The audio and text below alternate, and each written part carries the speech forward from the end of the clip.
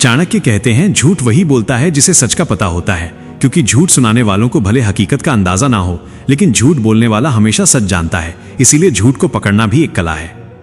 नमस्कार दोस्तों, स्वागत है आपका। आज का ये वीडियो बेहद खास है, क्योंकि आज हम एक ऐसी कला सीखने जा रहे हैं जो जीवन में हर कदम पर आपके काम आएगी, झूठ को पकड़ने की कला। और इस कला को सीखना हर उस व्यक्ति के लिए जरूरी है जो अपने जीवन को सच के रास्ते पर ले जाना चाहता है। इस वीडियो में हम जानेंगे कि कैसे आप झूठ को आसानी से पकड़ सकते हैं, किन संकेतों पर ध्यान देना चाहिए और किन सावधानियों को बरतना चाहिए। लेकिन उससे पहले मैं आपको एक कहानी सुनाता हूं जो चाणक्य और उनके शिष्य चंद्रगुप्त की है। ये कहानी आपको न केवल प्रेरित करेगी, बल्कि ये भी सिखाएगी कि कैसे चाणक्य ने अपने तीक्ष्ण बुद्धि और अवलोकन से झूठ को पल भर में पकड़ लिया। तो इस वीडियो को अंत तक जरूर देखें, क्योंकि आज आप कुछ ऐसा सीखने वाले हैं जो आपके जीवन को बदल सकता है। चलिए शुरू करते हैं। एक दिन चंद्रगुप्त अपने गुरु चाणक्य के पास आए। उनके चेहरे पर एक अजीब सी बेचैनी थी, मानो वे कुछ छिपा रहे हों। चाणक्य ने उनकी ओर देखा और शांत स्वर में पूछा, चंद्रगुप्त, क्या बात है? तुम्हारा मन आज कुछ उदास क्यों लग रहा है? चंद्रगुप्त ने हंसते हुए जवाब दिया, गुरुदेव, कुछ नहीं, बस युद्ध की तैयारियों में व्यस्त था, सब ठीक है। लेकिन उनकी आंखें कुछ और कह रही थीं। चाणक्य ने गौर किया कि चंद्रगुप्त की मुस्कान बनावटी थी और उनकी आवाज में एक हल्का सा कंपन था। चाणक्य ने मुस्कुराते हुए कहा, चंद्रगुप्त, तुम मेरे शिष्य हो, तुम्हें मुझसे कुछ छिपाने की आवश्यकता नहीं। बोलो, क्या बात है? चंद्रगुप्त ने फिर हंसकर टालने की कोशिश की। गुरुदेव, आप भी ना हर बार मेरे मन की बात पढ़ लेते हैं। सच में कुछ नहीं हुआ। लेकिन चाणक्य को समझने में देर नहीं लगी। उन्होंने 2 मिनट के भीतर चंद्रगुप्त का झूठ पकड़ लिया। चाणक्य ने शांत लेकिन दृढ़ स्वर में कहा, चंद्रगुप्त, तुमने जो कहा वो सच नहीं है। तुमने कल रात एक गुप्त बैठक की थी, जिसमें तुमने कुछ सैनिकों के साथ मिलकर एक योजना बनाई, और वो योजना तुम मुझसे छिपा रहे हो। क्या मैं सही हूं? चंद्रगुप्त स्तब्ध रह गए। उनकी आंखें आश्चर्य से फैल गईं। उन्होंने हिम्मत जुटाकर कहा, गुरुदेव, मैंने तो बड़े आत्मविश्वास के साथ झूठ बोला था। आपने इतनी आसानी से कैसे पकड़ लिया? कृपया मुझे ये कला सिखाइए। चाणक्य ने हंसते हुए कहा, मेरे शिष्य, झूठ पकड़ना कोई जादू नहीं, बल्कि एक कला है जो अवलोकन, धैर्य और बुद्धि से आती है। आज मैं तुम्हें यह सिखाऊंगा कि कैसे तुम झूठ को पकड़ सकते हो और हकीकत को जान सकते हो। लेकिन पहले मैं तुम्हें एक और कहानी सुनाता हूं जो तुम्हें इस कला का महत्व समझाएगी। एक छोटा सा गांव था, हरा भरा, शांत और ईमानदार लोगों से भरा हुआ। उसी गांव में एक व्यापारी रहता था। उसका नाम था धर्मदत्त। धर्मदत्त की घी की दुकान पूरे गांव में प्रसिद्ध थी। लोग कहते थे कि उसके यहाँ का घी सबसे शुद्ध होता है, गाय के ताजे दूध से बना, सुगंधित और स्वादिष्ट। धर्मदत्त की दुकान पर हमेशा भीड़ लगी रहती थी। दूर दूर से लोग उसके यहाँ घी खरीदने आते थे। उसका कारोबार खूब फल फूल रहा था। उसके पास धन, नाम और मान सम्मान सब कुछ था। लेकिन मनुष्य का मन बड़ा चंचल होता है। धन मिलने के बाद भी लोभ का नशा उतरा नहीं। समय बीतता गया। धीरे धीरे धर्मदत्त के मन में लोभ जाग उठा। उसे लगने लगा कि यदि वो घी में थोड़ा सस्ता तेल मिलाए तो उसे अधिक मुनाफा होगा। उसकी दुकान तो वैसे भी प्रसिद्ध थी, कोई शक नहीं करेगा। पहली बार उसने बहुत डरते डरते ये काम किया। उसे उम्मीद नहीं थी कि लोग इस बात को समझ पाएंगे।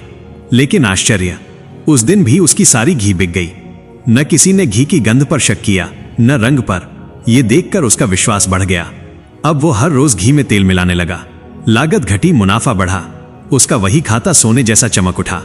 उसने नया मकान बनवाया, दुकान और भी बड़ी कर ली। गांव के मंदिर में दान देना शुरू कर दिया, ताकि लोग उसे धर्मात्मा समझें। लेकिन एक बात उसने नहीं समझी, सच्चाई कितनी भी छुपाई जाए, एक दिन सामने आ ही जाती है। गांव के कुछ बुजुर्गों ने धीरे धीरे घी की गंध और स्वाद में फर्क महसूस किया। बच्चों को घी खाने के बाद पेट दर्द होने लगा। कुछ गृहिणियां बोली, पहले जैसा स्वाद नहीं रहा। लेकिन कोई साहस कर उसकी शिकायत करने न गया, क्योंकि धर्मदत्त अब बड़ा आदमी बन गया था। पर गांव में एक साधु आया। वह दूर दूर से यात्राएं करता था। जहां भी जाता वहां के मंदिर में रुकता और लोगों के मन की बातें सुनता। जब वो इस गांव पहुंचा तो उसने भी धर्मदत्त की दुकान से घी खरीदा। घी सूंघा, उंगलियों पर घिसा और एक हल्की मुस्कान उसके चेहरे पर आई। साधु ने गांव के लोगों को बुलाया और पूछा, क्यों भाई, क्या तुम्हें नहीं लगता कि इस घी में कुछ गड़बड़ है? लोग चुप रहे, डर के मारे कुछ कह न सके। साधु मुस्कुराया और बोला, ठीक है, कल सुबह गांव के मंदिर में सब इकट्ठे हो जाना, वहां इसका सच सामने लाऊंगा। अगले दिन सुबह पूरा गांव मंदिर में इकट्ठा हुआ। साधु ने धर्मदत्त को भी बुलाया। सबकी आंखें उस पर टिकी थीं। साधु ने एक कटोरी में घी लिया, उसमें थोड़ी रुई डाली और दीपक बनाया। जब घी के दीपक को जलाया गया तो उसमें से काली धुआं निकली और बदबू भी आई। सब लोग हैरान रह गए। देखो, साधु बोला, शुद्ध घी कभी इस तरह नहीं जलता, इसमें जरूर मिलावट है। धर्मदत्त का चेहरा पीला पड़ गया। गांव के मुखिया ने कठोर स्वर में पूछा, सच सच बता, तूने क्या मिलाया है? धर्मदत्त ने बहुत कोशिश की झूठ बोलने की भी, लेकिन साधु की तीखी नजरों और गांव वालों की आंखों से बच ना सका। आखिर उसे कबूल करना पड़ा, मैंने घी में सस्ता तेल मिलाया है। गांव में सन्नाटा छा गया। जिन लोगों ने सालों से उस पर भरोसा किया था वे शर्मिंदा महसूस करने लगे। धर्मदत्त रो पड़ा। उसने कहा, मैंने लालच में आकर ये पाप किया, मुझे क्षमा करो। साधु ने शांत स्वर में कहा, देखो भाई, धन कमाना बुरा नहीं है, पर बेईमानी से कमाया गया धन कभी सुख नहीं देता। तूने जो भी दान मंदिर को दिया वो व्यर्थ गया, क्योंकि उसका मूल पाप से भरा था। धर्मदत्त ने सबके सामने वचन दिया, आज से मैं कभी मिलावट नहीं करूंगा। गांव वालों ने भी उसे एक मौका देने का निश्चय किया, लेकिन साथ ही ठान लिया कि अब वे हर वस्तु सावधानी से खरीदेंगे। चंद्रगुप्त, इस कहानी से तुम्हें क्या सीख मिली? सबसे बड़ी सीख यह है कि मनुष्य चाहे कितना भी चालाक हो, सच्चाई को छिपा नहीं सकता। झूठ का पर्दा एक दिन हट ही जाता है। दूसरा, व्यापार में ईमानदारी सबसे बड़ा धन है। जिसने इस सत्य को पकड़ लिया वही सच्चा व्यापारी बनता है। इस कहानी का तीसरा पहलू भी है, लोगों की आंखें। यदि एक भी व्यक्ति सजग हो जाए तो वो पूरे गांव की आंखें खोल सकता है, जैसे उस साधु ने किया। इसका अर्थ है कि जब समाज की आंखें बंद हो जाती हैं तो बेईमान लोग पनपते हैं, पर जब जागरूकता आ जाती है तो बेईमानी का अंत हो जाता है। और चंद्रगुप्त, इस साधु ने सिर्फ व्यापारी को नहीं सुधारा, पूरे गांव को सिखाया कि आंखें बंद करने से सच्चाई नहीं छुपती। यदि गांव वाले शुरू में ही सच को पहचान लेते तो घी में मिलावट से बच्चों को कष्ट न होता। इसलिए राज्य चलाते समय या किसी भी पद पर रहते हुए तुम्हें भी सजग रहना होगा। जब कोई दरबारी तुम्हें चापलूसी करे तो उसकी बातों के पीछे छुपे इरादों को देखना। जब कोई सलाह दे तो उसके मन की सच्चाई को पकड़ना। हर शब्द, हर व्यवहार, हर मुस्कान के पीछे का सच समझना। और याद रखना, जो व्यापारी लोभ में पड़ा वो अपनी प्रतिष्ठा खो बैठा। आज भी गांव वाले उसे शक की नजर से देखते हैं। मनुष्य के जीवन में एक बार भरोसा टूट जाए तो दोबारा वो पहले जैसा नहीं बनता। चंद्रगुप्त ने सिर झुकाकर कहा, आचार्य, मैं समझ गया। मैं राज्य में और जीवन में सच्चाई को ही सबसे बड़ा धर्म मानूंगा। चाहे कितना भी लालच सामने क्यों न हो, मैं कभी अन्याय और धोखा नहीं करूंगा। तब चाणक्य ने कहा, चंद्रगुप्त, मैं अब कुछ ऐसे नियम बताने जा रहा हूं जिनकी मदद से किसी भी व्यक्ति के झूठ को बहुत आसानी से पहचान सकते हैं। लेकिन इस कला में धैर्य, सूझबूझ और निष्पक्षता जरूरी है। तो आइए एक एक नियम को ध्यानपूर्वक समझते हैं। झूठ पकड़ने के 7 महत्वपूर्ण नियम। नियम 1, शारीरिक हाव भाव पर ध्यान दें। जब कोई व्यक्ति झूठ बोलता है तो सबसे पहले उसके शरीर की भाषा बदलती है। चाहे उसकी जबान कुछ भी कह रही हो, लेकिन उसके हाव भाव सच्चाई को उजागर कर देते हैं। आंखों की गति।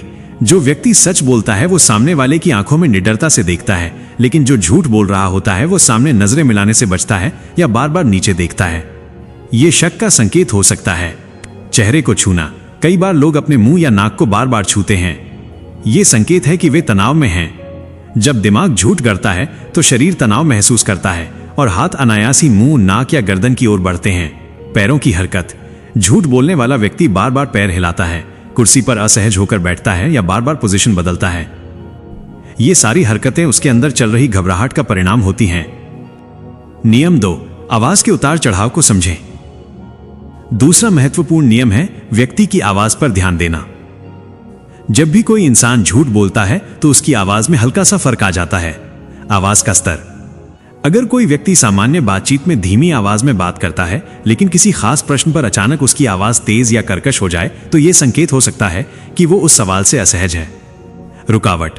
यदि उसकी आवाज में अचानक रुकावट आने लगे, जैसे मतलब, तो यह भी झूठ बोलने का लक्षण है। दोहराव। कभी कभी झूठ बोलने वाला अपनी बात को बार बार दोहराता है ताकि सामने वाले को विश्वास दिला सके, जैसे, नहीं नहीं, मैं तो वहां था ही नहीं, सच में नहीं था। इस दोहराव से पता चलता है कि वो अपने झूठ को खुद भी पक्का करने की कोशिश कर रहा है। आवाज का कंपन।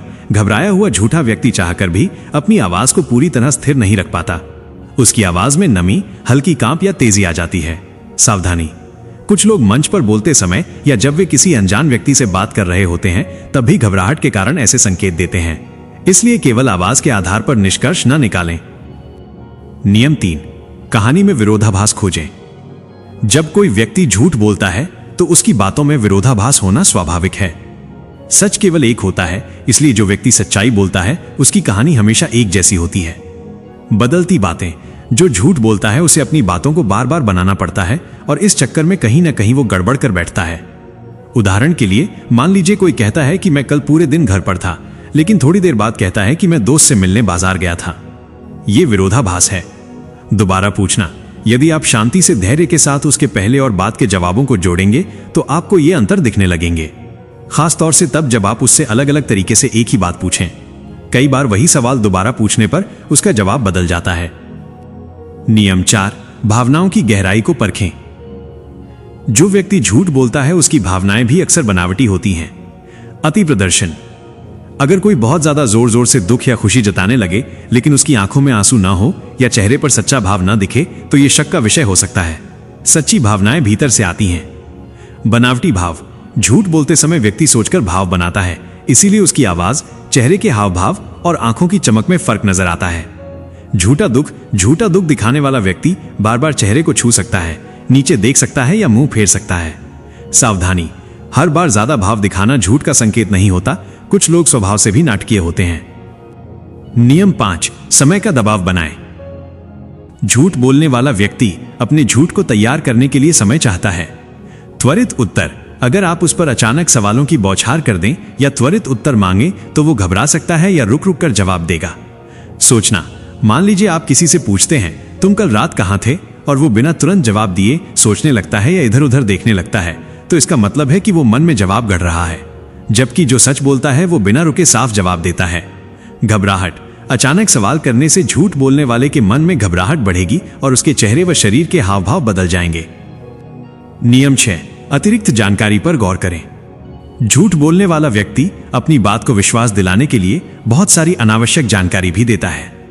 असामान्य विस्तार, वो छोटी छोटी बातें बताने लगता है जो असल सवाल से जुड़ी नहीं होती।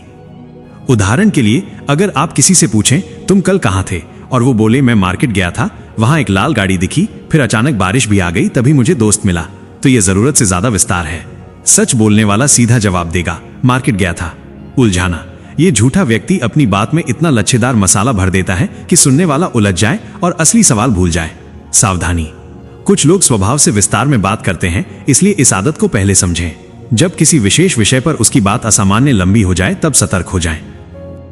नियम 7, अपनी प्रवृत्ति पर भरोसा करें। हम सबके अंदर एक स्वाभाविक अनुभूति होती है जिसे अंतर्मन या गट फीलिंग कहते हैं।